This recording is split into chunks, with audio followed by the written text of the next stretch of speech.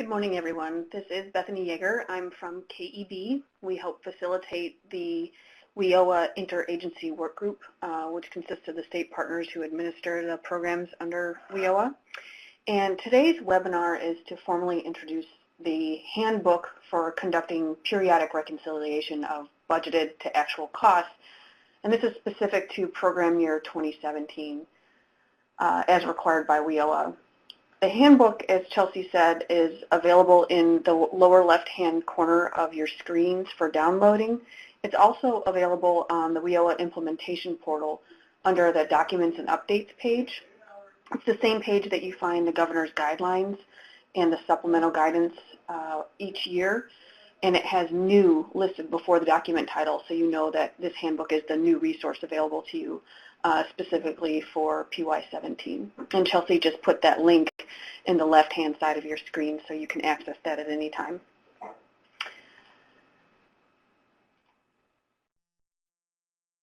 So today we are going to provide a little bit of background and mostly to walk you through the handbook and also provide, highlight some of the tools that are available inside the handbook, including suggested timelines, the general process of the actual reconciliation process, the reconciliation spreadsheet that's available to you as an Excel document that is a template for you to use.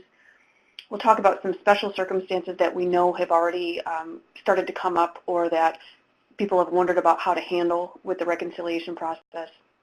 And then there's a few other tools that we'll show you in this webinar and then again are available on the WIOA implementation portal for you to download and customize to your local area. So each one of those we'll talk about today. The background is that the reconciliation process, as you likely know by now, is new for program year 2017. It has not needed to be done before now under WIOA, and that is thanks to Training, Employment, and Guidance Letter, or TEGL 1716, that says that one-stop operating budget must be periodically reconciled. They didn't define what that meant in the TEGL, but in Illinois, as I'll mention in a minute, that's periodic is determined to be at least semi-annually or at least twice a year. And just note that the reconciliation process applies to both infrastructure costs and the costs for the local service delivery system. And then the purpose of all of this is to ensure that the one-stop operating budget reflects a fair cost allocation methodology that demonstrates that all costs are being shared by partners proportionate to the benefit each partner receives. So that is spelled out in the TEGL, and that's the main reason that we're taking you through the exercise today to explain how you can do that, because we know that there has not been very much federal guidance about the determination of the relative benefits received and not much guidance about the reconciliation process so far. So this handbook is intended to support the individuals responsible for reconciliation in this program year. And the handbook also provides guidelines for the timing of the actual reconciliation steps of the process, and then provides the tools that we'll go over today, and including the final notice that you can customize to your liking to send to the partners to say this is the outcome of the reconciliation process. And we'll talk about the reconciliation spreadsheet, of course. So the timeline, as I mentioned, the reconciliation process in Illinois must occur at least semi-annually, and the local workforce board chair determines the frequency of reconciliation. It has to be at least semi-annually, but you can do it more frequently, for example, quarterly, if you think that's the best fit for your local area. And the source of this is the governor's guidelines, what is called the supplemental guidance that provides specific guidance for PY18 that starts on July 1st, but the supplemental guidance also provides the concepts that we're talking about today regarding reconciliation for PY 2017. So just a note about the supplemental guidance. It has not formally been issued yet because it is in the final stages of getting approval, but knowing that your budget negotiations have already started or are going to start soon, and knowing that reconciliation process really needs to start very soon if it hasn't already started, we wanted to get the supplemental guidance out, at least available on an advanced notice. So that advanced copy, pending the final approval, is available on the WIOA implementation portal to use. We don't anticipate there could be a need for any changes, but if there is, we certainly would let you know that, and we'll plan a webinar once the supplemental guidance is formally issued. But we just wanted to mention that today because some of the concepts that I'm talking about are spelled out in that supplemental guidance and are a resource for you as you start to go through this process too. So as I go through today, I'm going to mention these two terms, so I thought it would be helpful to define them. When I say reconciliation period, what do I mean? And when I say reconciliation process, what do I mean? Because they're two different things, and the handbook treats them as two different things.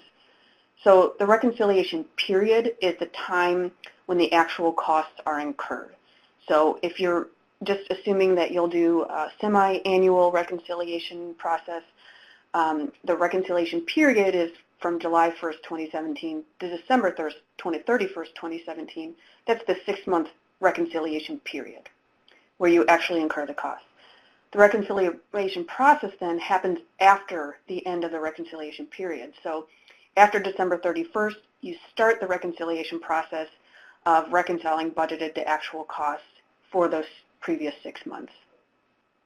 And generally, the payments of any additional amounts owed as a result of the reconciliation process would be due within 60 calendar days of the end of the reconciliation period, so 60 calendar days from December 31st.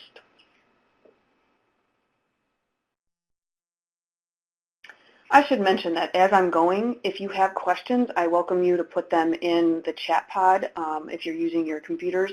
We'll also have time for questions. I want to go through much of the content first because I think that it hopefully will answer a lot of your questions, but we will have time for question and answers at the end, and we'll open up the phone lines. But in the meantime, if you have questions as we're going, please feel free to type it into the chat pod.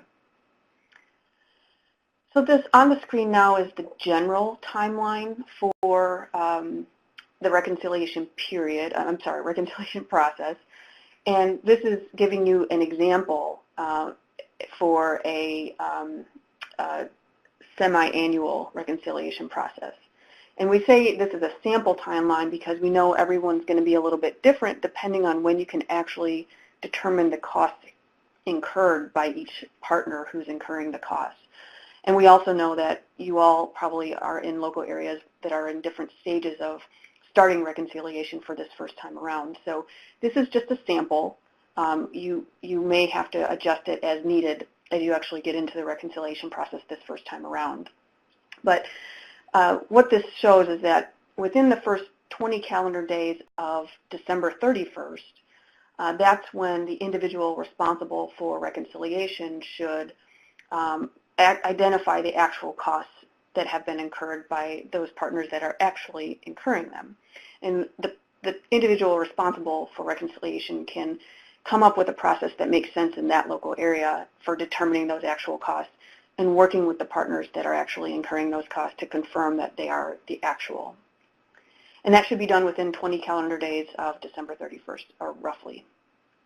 Then within 25 calendar days of December 31st, that's when the individual responsible for reconciliation would share the actual costs with the other partners to say, this is what we identified as the actual costs incurred. And then within 30 days of December 31st, that's when hopefully the individual responsible for reconciliation would be able to send notices to other required partners about whether they all owe a little bit more or whether they all get a credit for the next time. And I'll go through this process in a little more detail in the next slides, but this is just generally the overview of the calendar. And lastly, within 60 calendar days of December 31st, or roughly, the required partners would be asked to pay any additional amounts owed, however it is spelled out in the notice that's given to them. And then we also provide examples of, the time periods that would apply for the next reconciliation period starting on June 30th going through the rest of the program year. So that timeline is repeated on page 2 of your reconciliation handbooks. And it's a general guideline that we hope you can use. So now we can actually start to get into the process a little bit more.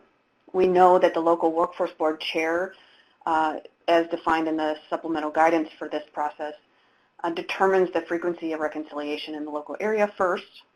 Then the local workforce board chair identifies the individual that's going to be responsible for actually performing the reconciliation in the local area. And then the individual responsible for the reconciliation develops a process for identifying how the costs will be determined actual costs at the end of the period. And just so you know, the steps of determining the frequency and identifying the individual responsible for reconciliation, that is not intended to require full board meeting and all votes of all partners. It's really just the local workforce board chair's role in doing both of these steps to ensure the board's involvement.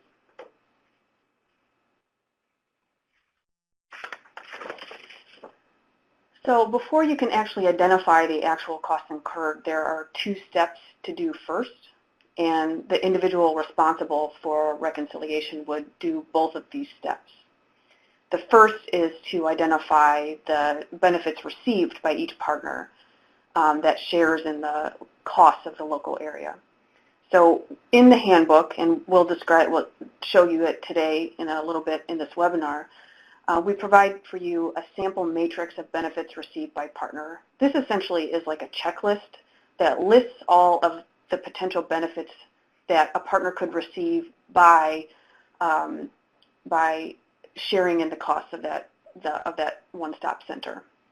And the individual responsible for reconciliation would fill out what it thinks are the benefits that each partner receives, and then share that with the partners to say, please make sure this is accurate, and fill out the checklist as appropriate to your program. And then that matrix that we provide to you and that I'll show you is customizable, so each local area can decide what benefits it's going to ask each partner to verify is one of the benefits they actually receive by sharing the cost of the center. The second step is to identify each required partner's FTE commitment as originally identified in the budget and MOU that started the program year. And this is also spelled out in the supplemental guidance that is available in advance on the WIOA implementation portal. For purposes of reconciliation, the original FTE commitments made by each partner in the MOU are what you use and plug into the reconciliation spreadsheet. So you might ask, what happens if a required partner's FTE commitment changes throughout the year? Well, because the FTE commitment for each partner is the basis of determining each partner's share of the costs, anytime that FTE commitment changes, it would automatically have a trickle-down effect and affect every other partner's share because it's changing the proportion of their shared costs for the one-stop center. Because of that, what the supplemental guidance says and what the handbook says for reconciliation is that any time a partner's FTE commitment changes, that requires an MOU budget amendment and has to go through the whole approval process and signature process. So for reconciliation purposes, you use the originally agreed upon FTE commitments. But if an FTE commitment changes for a certain partner, that triggers an actual full MOU budget amendment. I'll describe this a little bit more in another slide, but that's one of our special circumstances that we'll describe more. Now, in this stage in the process, after you've gone through those first 2 steps of doing the relative benefit received and the FTE commitment, then you actually identify the actual costs incurred. So again, in the handbook, there's what we're calling a sample matrix that you can use to track the actual costs incurred by partner. And if you think about reconciliation, or if you think about your budget spreadsheets that you've all gone through and used in the past program year, every partner is paying a share of all the costs. But they're some of the costs are actually being incurred by a specific partner. For example, a lease cost is only incurred by one partner, but it's spread across all partners to pay for that cost, but it's being incurred by one. So that's just an example. So for the reconciliation process, it's important to identify which partners are actually incurring the cost of each line item. And there's a spot in the matrix that I'll show you where you do that. And then the individual responsible for reconciliation confirms with that partner what the actual cost incurred was for that particular line item. Once all that has gone through for all the line items, once the individual responsible for reconciliation has gone through and identified the actual costs incurred for each partner for every line item, then the total sum of all the actual costs incurred is what is entered into the reconciliation spreadsheet. There is a special circumstance here, and we will describe it more when we get to that section of the webinar, but I mention it here because it's an obvious question of what happens if there's a really big variance between what was budgeted versus what was actually incurred. So what the supplemental guidance does and what the reconciliation handbook does is provide a threshold so that if a line item varies by more than 15% of what was budgeted and encompasses about 10% of the total budget, then that would require a budget amendment, an MOU budget amendment, and go through the process of obtaining all the partner signatures. So that threshold is intended to kind of separate cost variances that are small and that can be handled through the reconciliation process versus cost variances that are really rather large and really warrant another full budget amendment that requires partner agreement. So I'm going to give you one small example of that. Signage, for example. If signage came in way more than budgeted and all the partners are sharing in the cost of that signage, then they all have to go and agree and say, yes, we have the authority and are able to cover this excess cost, and that requires a budget amendment because, say, the signage came in, thousands of dollars more than budgeted, and that variance is also 10% of the total budget. That triggers an MOU budget amendment. A smaller variance would not require a budget amendment. It would just go through the reconciliation process and hopefully even out throughout the year. I'll describe a few more considerations about that when we get to the special circumstances section.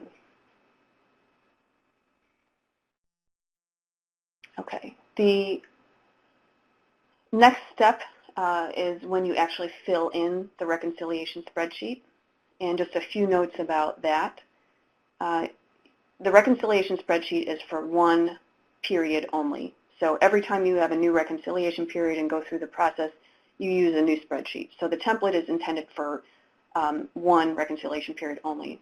It's also, you fill out one reconciliation spreadsheet for every one-stop center where the partners are sharing the cost.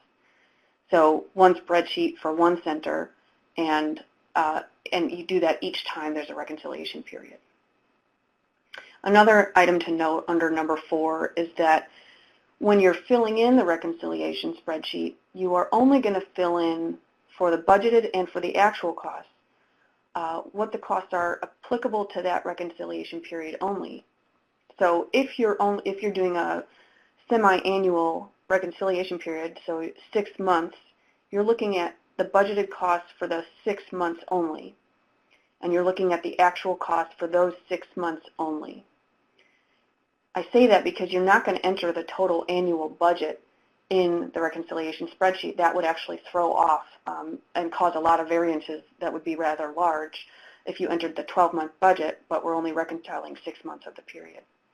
So that's just a note that when you enter information into the reconciliation spreadsheet, you only enter the costs budgeted and actual for those 6 months only.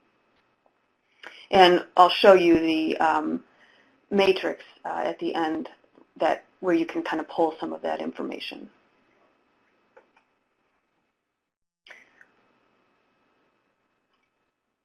The next item is, so once you've gone through the reconciliation process, the individual responsible for reconciliation then sends a final notice to all the partners to say, this is what you either owe or this is what you'll get credited, and this is,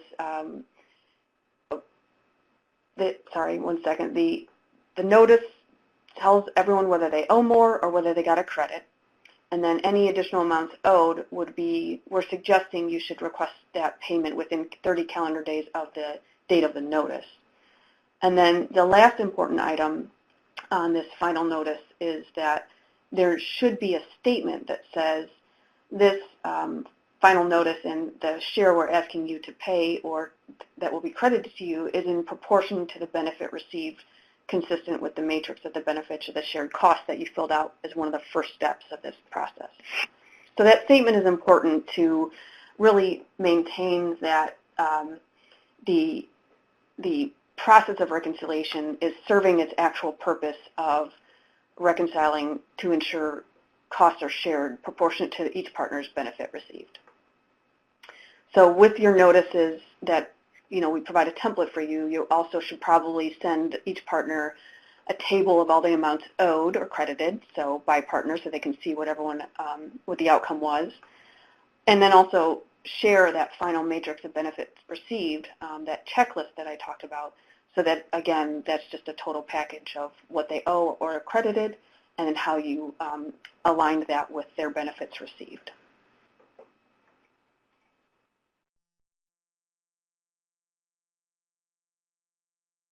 Okay, so this is a copy of the actual reconciliation spreadsheet. We plugged in a few just arbitrary numbers just for the example. And this reconciliation spreadsheet is available as an Excel document from the WIOA implementation portal with all the other handbook and all the other tools that we're providing to you. So, in the top, you identify which center this applies to, because as I said, a reconciliation spreadsheet is filled out for each center in your local area where partners are sharing costs. And then you fill in the yellow tabs, the yellow cells. That's where you start to enter your data. So for this, let's just say it's a 6-month period, you enter your start date and your end date. So for example, the start date would be July 1st, 2017. The end date of the reconciliation period would be December 31st, 2017. Then you enter your budgeted costs for that reconciliation period only. So you take your budgets and you identify the 6 months of that budget for the budgeted costs. And you enter that into the cell. Then you identify your actual costs incurred for those 6 months only and enter that into the yellow cell. And then you enter the total number of budgeted FTEs across all partners, and then you have to enter in that entire row, each required partner's committed FTE that's providing WIOA services in the one-stop center. So you fill in all of that, and once you fill in all the budgeted FTEs by partner, everything else automatically calculates for you. So once you enter in all the yellow cells, then all the other cells of the numbers and amount owed or due would be automatically calculated. And the way that the spreadsheet is set up is that if so for this example, the budgeted costs, actual costs came in a little less than budgeted. So that means every partner gets a credit of a little bit. So the red font or the negative number shows that's going to be a credit to each required partner because the cost came in a little bit lower than budgeted. So that's our best case scenario, right? And if it were a little more than budgeted, if actual costs were a little more than budgeted, then it would be in black font and it would show that that's the amount that each partner owes. So if you think about this,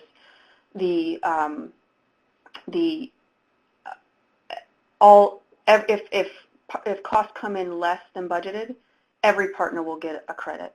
If costs come in more than budgeted, every partner will have to owe a little bit more, and that is all proportionate to your FTEs and the relative benefit received.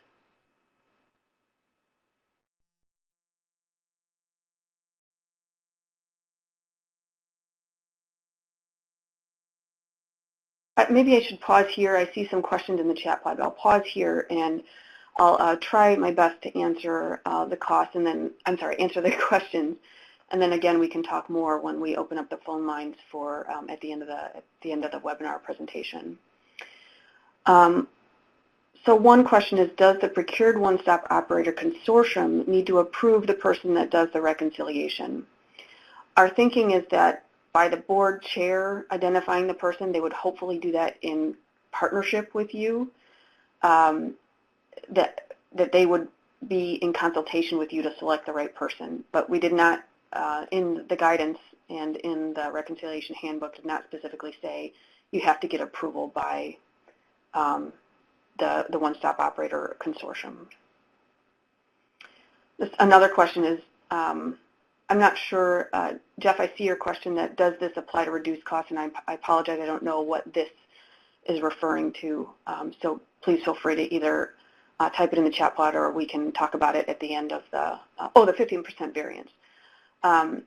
Yes, so the 15% variance is in either direction. If costs come in about 15% more for that line item than budgeted, then yes, that triggers an MOU amendment. Or if costs come in about 15% less than budgeted and account for 10% of the total budget, then yes, an MOU amendment also is required. That's our understanding.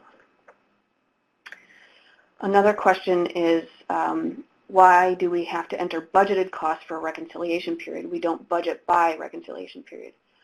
That is simply because you need, the whole purpose of reconciliation is to compare budgeted to actual costs.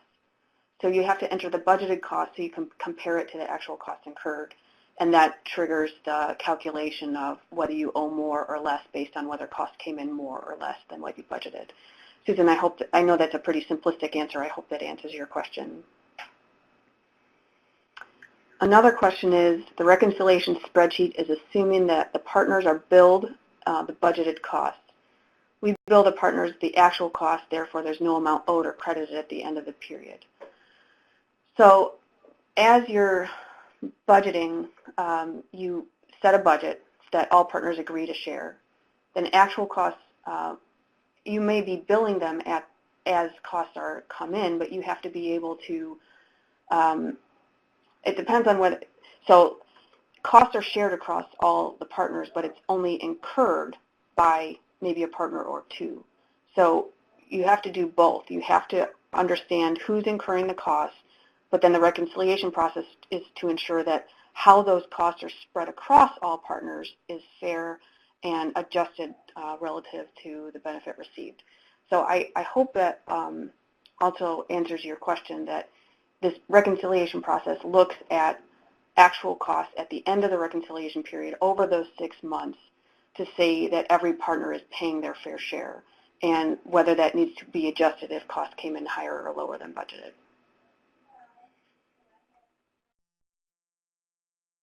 Okay. I think I might move on to the special circumstances, and then we can continue to talk about any questions when we open up the phone lines, if that's okay.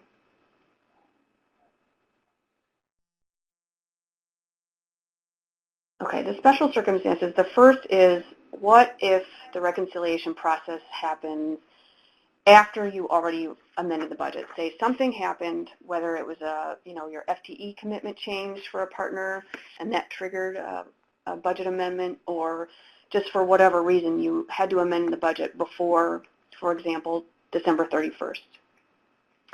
If the budget amendment happened before December 31st, then the reconciliation process will compare the actual costs compared to the new amount that the partners agreed to in the amended budget.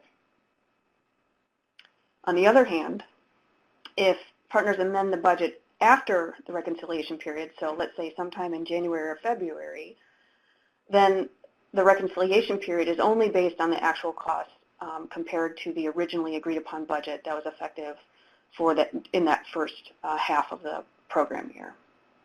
So in other words, if a budget amendment occurs before 12/31, then you use the amended budget for reconciliation purposes.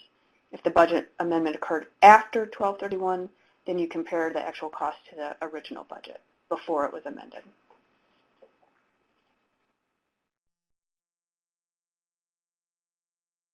Another special circumstance is that, say, this goes back to the variance, the 15% variance that we talked about. If the actual amount of the line item exceeds the variance threshold, then you ask yourself basically 3 questions. 1, is the variance 15% of the originally budgeted amount for that line item and 10% of the total budget? If both of those things are true, then you do have to do a full budget amendment, and because it exceeds the threshold. So for example, the signage, if that came in, $10,000 more than budgeted, that would obviously exceed the 15% variance for that line item and account for 10% of the total budget. So a budget amendment would be required. Then the second and third questions you ask are on the screen here. Is the variance permanent?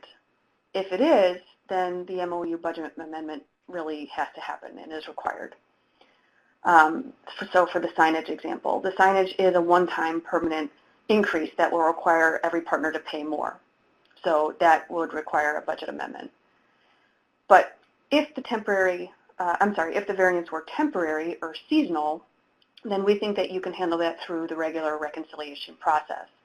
So for example, if the cost of natural gas caused the utility line item to increase for the winter, that's a seasonal thing, but the costs will go back down when it warms up, and you can handle that through the reconciliation process because it should probably even out throughout the year and could be handled in the next reconciliation period.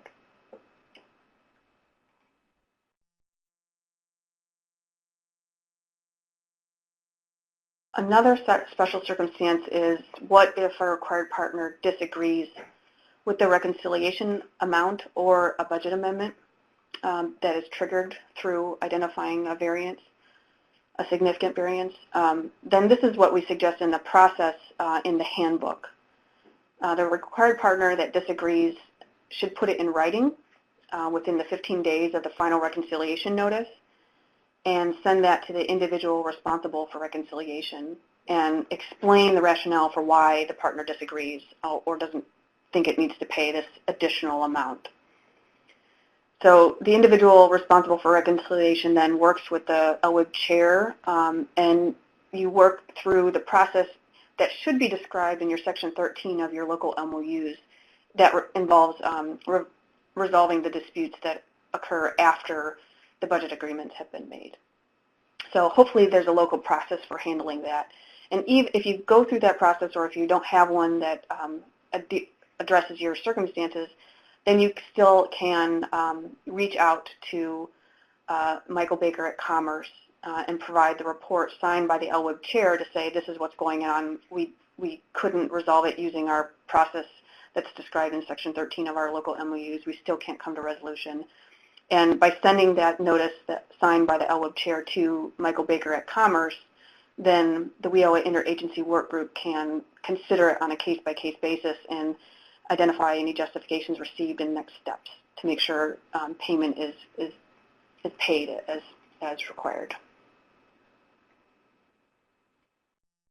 And similarly, if a required partner does not pay an amount owed within 60 days, 60 calendar days at the end of the reconciliation period, then you would follow a somewhat similar process that the individual responsible for reconciliation requests a written justification from the payee who doesn't want to pay. And there may be a circumstance where they just aren't able to pay, not that they disagree with it, they just aren't able to because of state process or something. That is documented and provided to, included in a report signed by the LWIB chair and sent to Michael Baker again, making sure that it's clear what those justifications are, any proposed solutions that were considered, and if those proposed solutions were rejected, then why. Explain all that in a communication to Michael Baker, and then again the WIOA interagency work group would consider that on a case-by-case basis and identify next steps to ensure that payment is made.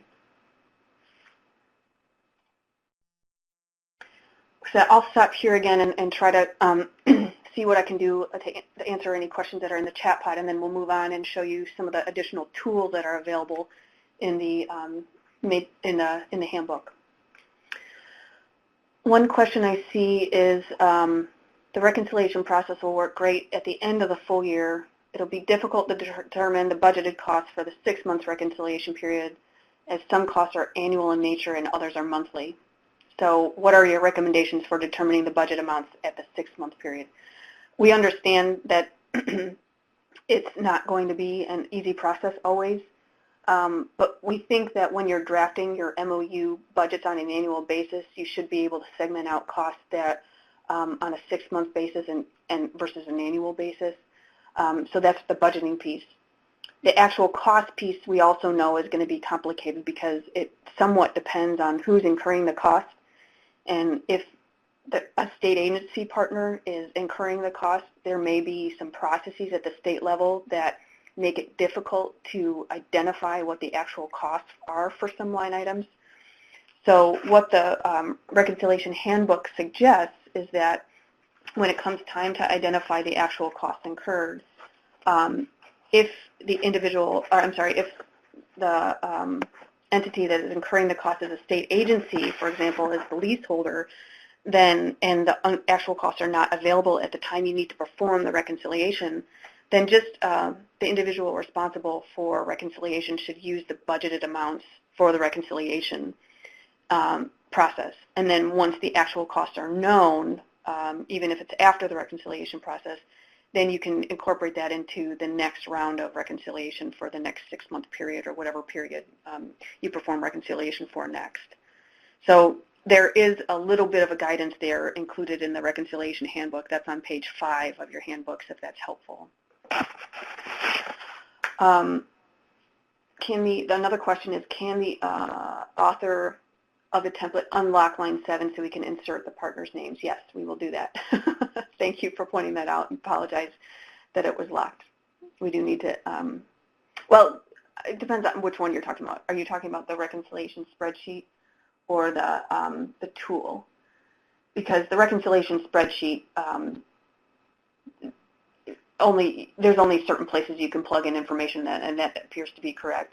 There's a tool that I'll go through next in the next section of this webinar that you should be able to customize, and we'll make sure it's a Word version, so we should be able to just make sure that you can enter content into every cell and customize it completely for your local area.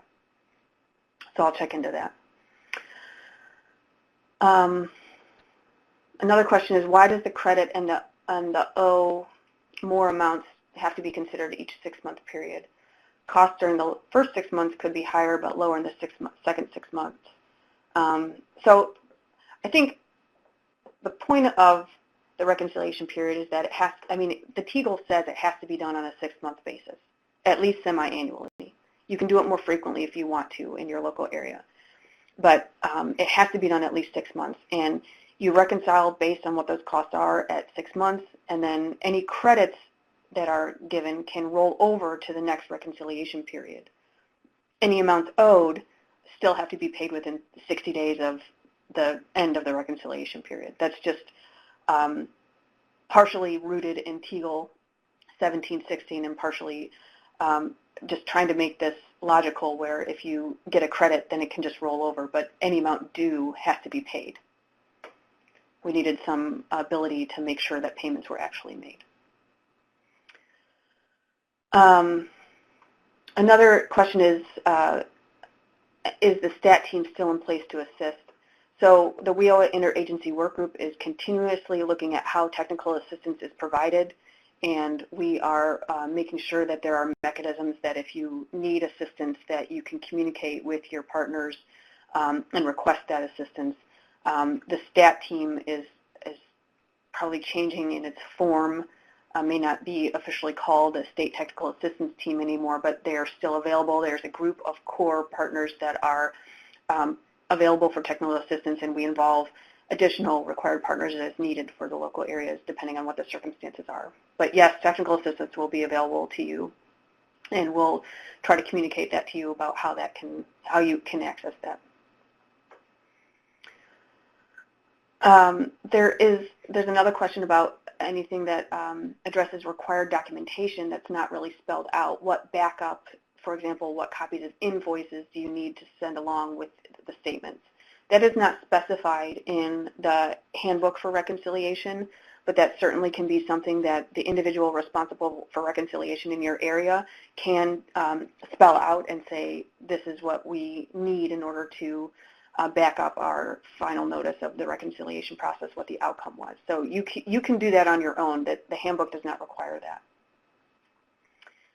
Another question is, can cost accrual method be used for fixed annual costs in the reconciliation? That is a good question. I'll probably just have to get back to you about that. I don't think that we've addressed that as a team so far. So I would like to be able to get back to you on that if that's okay. We'll try to mark that one down. Okay. All right. I think we got to most of them, if not all of them. So we'll move on to the next section of the webinar, which is the tools. And this is what's, a copy of these is included in the reconciliation handbook. They're also individually available as Word documents on the WIOA implementation portal that you can download and customize to your local area. So this is the first sample matrix that we mentioned of the benefits received, and this is what I referred to earlier as a checklist type document where you start to identify what benefits are received by each partner who shares in the cost for that center. And you can see the table is kind of categorized into two types of benefits. The top is basic benefits received, and we consider these measurable and more concrete. Examples on the template include office space is a benefit, access to copiers is a benefit, security services, because you're sharing in costs, you also get security services, you also get cleaning services, insurance, access to technology, including high-speed internet, and then you have space to add any others that you think are applicable to your local area. And again, these are just examples. You can completely customize this to your area for what you think is the actual benefits received by your partners who share in the costs. The second category is programmatic benefits. So these reflect real or potential benefits that kind of enhance your program services. So programmatic benefits could include potential to increase referrals, improved coordination of services, customer convenience because they can access co-located services, opportunities to cross-train staff, potential streamlined intake processes, and improved business services. So these are all the real or potential benefits that enhance your programs. And again, these are just examples. Please customize them, and we'll be interested to see what benefits you do actually measure. And so again, the individual responsible for reconciliation customizes this matrix. You can involve anyone you need to in that process of customizing it and fill out what you think is appropriate, and then have each partner verify what benefits they can actually check off that they receive because they share in the cost of the one-stop center. So this is already available as a Word document on the WIOA implementation portal, so you can download it anytime. The next tool is a sample matrix. This is in a Word version, but of course you could do this on your own on an Excel if that's best for you. But we provide a matrix for tracking actual costs incurred by partners. So this matrix is intended to help show the basic information that you'll need to plug into the reconciliation spreadsheet, which is the Excel template that we showed you earlier. And if you notice there's a difference, the reconciliation spreadsheet is kind of the global view where you only enter the total budgeted costs and total actual costs. This matrix is one more layer of detail to help you get to that workup of the totals that you enter into the reconciliation spreadsheet. And we all know you'll probably need your own work papers to work up to this level that's on the screen of this sample matrix.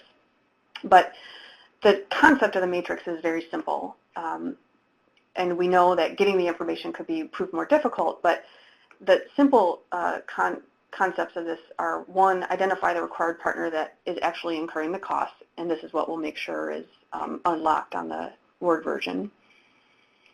The second, which is actually the third column, is where you enter your budgeted costs for that reconciliation period, so the 6-month period if you're doing a semi-annual reconciliation. So enter that budgeted cost by line item.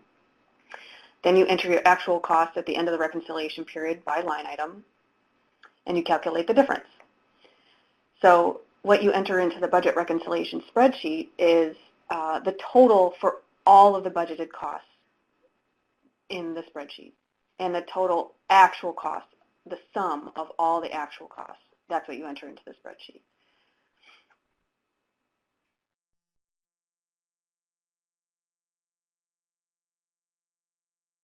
I see a question, but I'll do one more tool and then we can answer more questions about some of these tools if that's okay.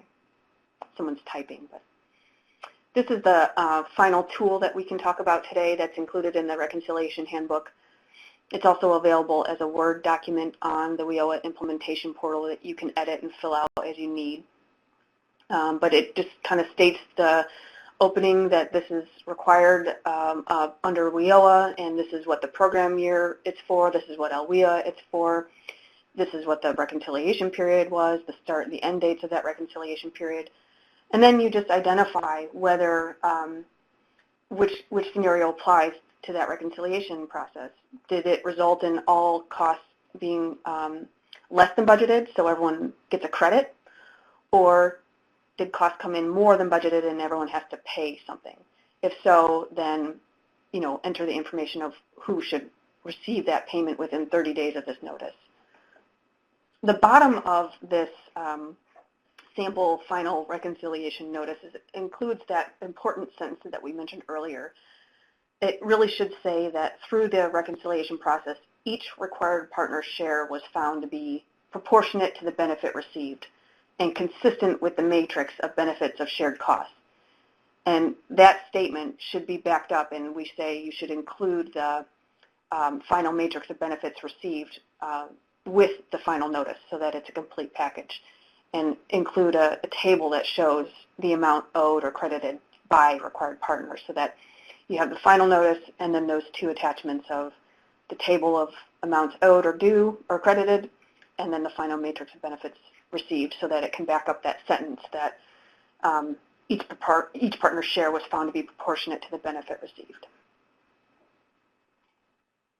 And that, again, all of that is to ensure that the reconciliation process serves its main purpose, which is to ensure the local, the annual one-stop budget reflects cost allocation methodology that demonstrates how costs are shared proportion to the partner's use of the one-stop center and the relative benefit received. So that language is reflected in the TEGL 1716, and we're trying to just make sure that you have what you need in order to verify that that is the case.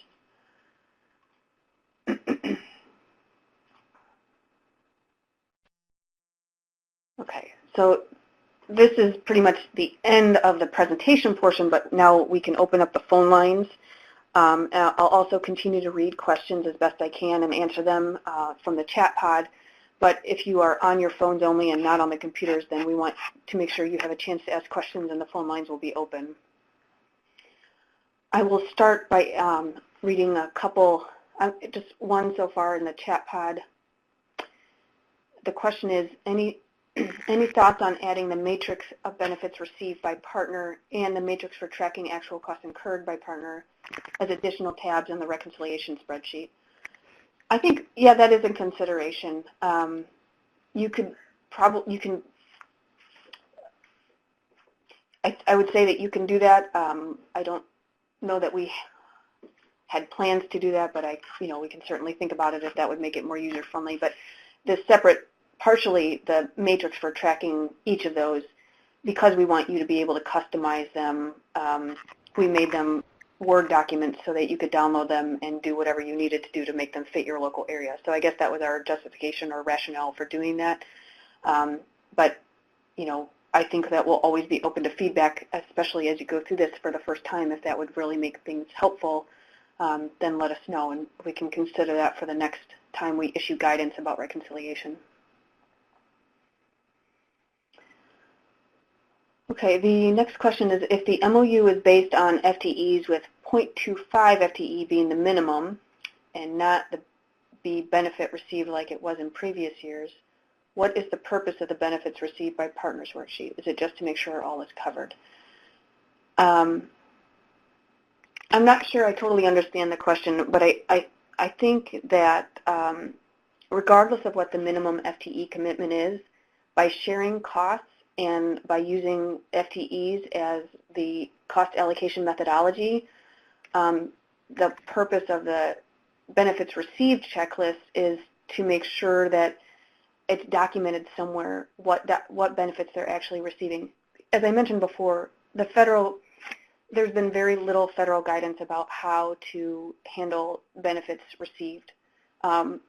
There was some guidance issued in 2001 or 2 under WIOA that we reviewed that did touch on it, but it didn't get into the specifics of what those benefits are and how to track them and how to correlate them to the the cost allocation methodology. So we are trying to use this matrix of benefits received as a way to build the support for how you can ensure that the partner's share of the cost is proportionate to their benefits received. So it's really just trying to build the case, and absent any more federal guidance, this is what we're trying to do proactively to say, here's some documentation you can use. I hope that answered your question. If not, please let me know. Another question is, to whom do we submit the reconciliation spreadsheet? That would be to the email address we showed you earlier with Michael Baker, to the WIOA plans MOUs at illinoisworknet.com. It's on the screen right there.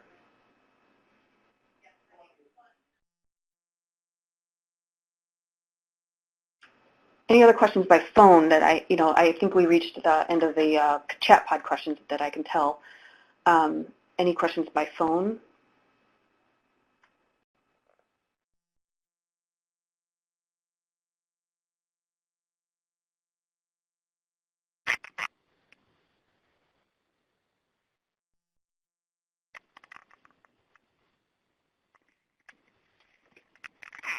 Okay. Another question came in, do we submit the 2 matrices also? I think that would be best is to include your reconciliation spreadsheet with the 2 documents we suggest, the matrices, yes. I think that would be the complete package, and if there's questions, we could always contact you.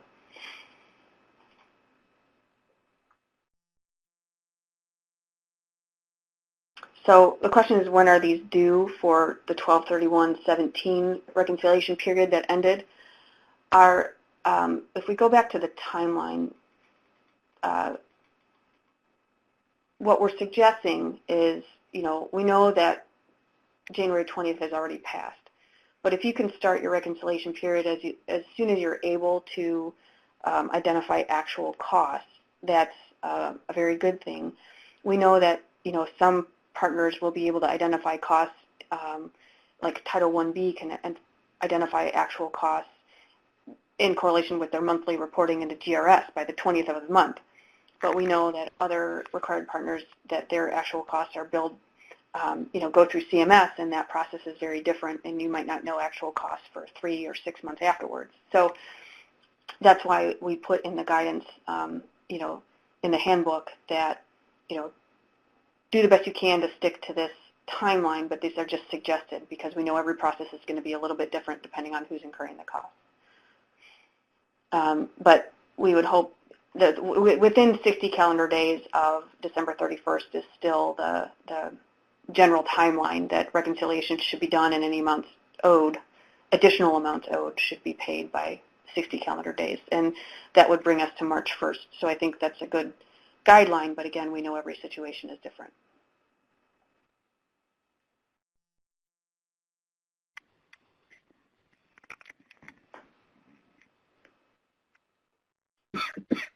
I don't see any other questions on the chat pod. I'll ask any more questions available. I'm sorry, any members who are joining by phone. If you have any questions, your phone line's open. You're welcome to just speak up.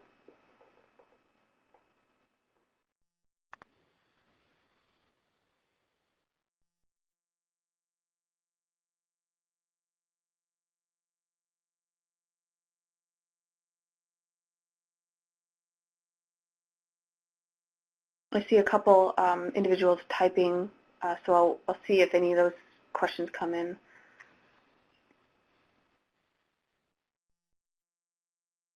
I think one question is what support documentations are needed to verify costs. I think that's up to each individual local area and the individual responsible for reconciliation. You can decide what documentation you need to verify actual costs and work with your required partners who are incurring those costs to verify the actual costs incurred.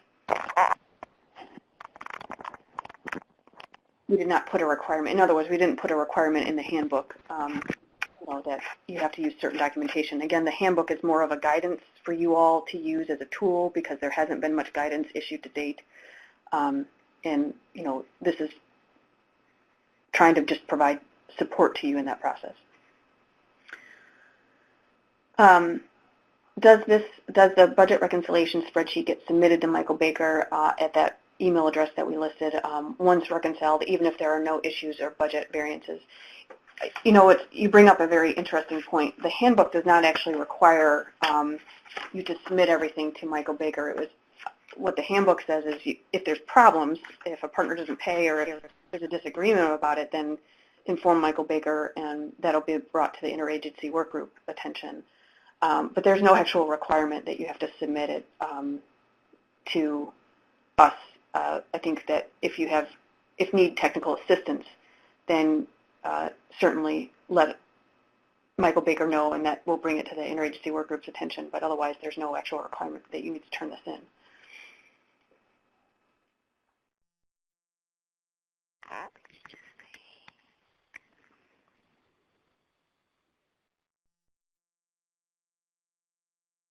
I see another question. Someone else is typing, so I'm pausing, but you're also welcome to just chime in if you do have a question by phone.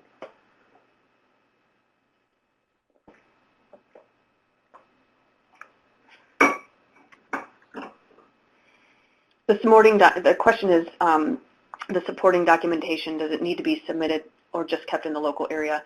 Again, there's no requirement that you have to do that.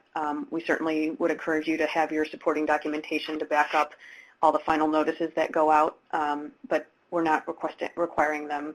Again, this is a handbook for guidance. It's not requiring you to turn them in.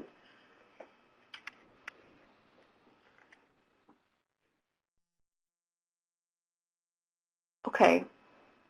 I'm not seeing any other questions coming in, and I don't hear any by phone.